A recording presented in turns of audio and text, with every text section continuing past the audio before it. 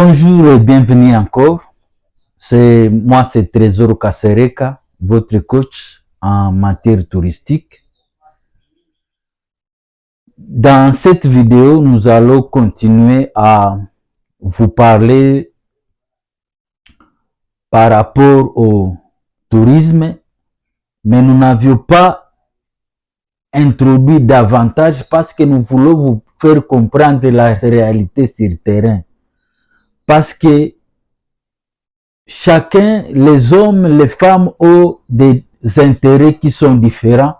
Alors, si nous ne mettons pas à balance ces intérêts, nous risquons de passer à côté. Et que les potentiels que nous avons, nous ne serions pas capables de les exploiter.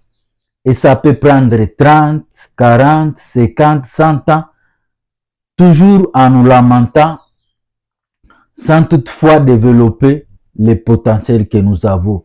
C'est pourquoi nous avons dit que nous allons vous expliquer par rapport à l'agriculture, le tourisme, le commerce et la transformation, pour que nous puissions avoir une idée. Si nous jouons les jeux personnels, nous n'allons pas réussir. Nous devons jouer les jeux en groupe. Donc, nous ne devons pas tirer nous-mêmes la couverture, mais nous devons aussi voir comment l'autre aussi se retrouve dans ce business. Beaucoup de gens nous ont demandé la question, bon, vous avez parlé des créateurs, des négociants, des gens qui ont des comptoirs. Est-ce que vous pouvez parler davantage par rapport à cela?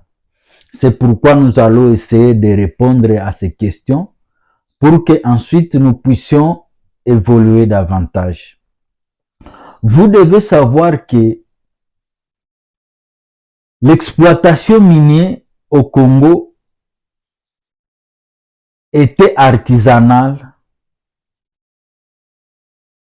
était faite par les Arabes, mais ensuite les colonisateurs sont venus et ces colonisateurs ont envoyé des chercheurs pour faire l'étude systématique. Parce que pour nous, c'était rudimentaire. Même si nous pouvons travailler le cuivre, les métaux, les fer, mais ce n'était pas professionnel comme et ils ont développé des techniques. C'est pourquoi ils ont fait des concessions minières comme MGL, la Sominki, les Kilomoto et la Gécamine. Vous devez savoir que les gens qui pilotaient ces grandes industries minières recrutaient la main-d'œuvre locale, la population locale pour les aider à atteindre leurs objectifs. Mais malheureusement, en 1990, à 1960, avec l'indépendance, on a chassé une grande partie des gens qui occupaient des grandes concessions. Ensuite, avec l'arrivée de Mobutu, on devrait renégocier les exploitations minières industrielles.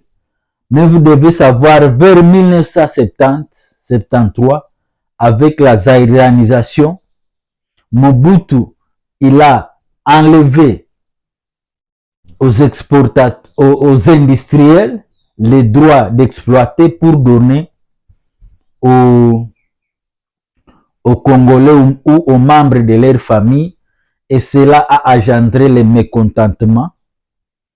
Donc Mobutu a décidé, finalement on a bloqué. Ils sont partis très furieux et il y a eu baisse d'achat de matières. Le problème en est que les gens qui ont reçu les droits d'exploiter ces propriétés des colons ou des entrepreneurs, et ils ne savaient pas où est-ce qu'ils vendaient, Où est-ce que les exploitants trouvaient de l'argent? Mais malheureusement, ils se sont contentés des restes qui étaient dans des dépôts. Une fois que c'est fini, et c'était la faillite. En 1990, avec le système de débrouillez-vous, on ne paye pas les militaires, on ne paye pas les fonctionnaires de l'État, tout est dans le chaos. C'est pourquoi, vers ces années, il y a une naissance de contrebande qui ont commencé à exploiter d'une manière illégale parce qu'on n'a pas eu confiance à notre pays. C'est pourquoi vous allez voir la guerre de 1997, 2003, 2009,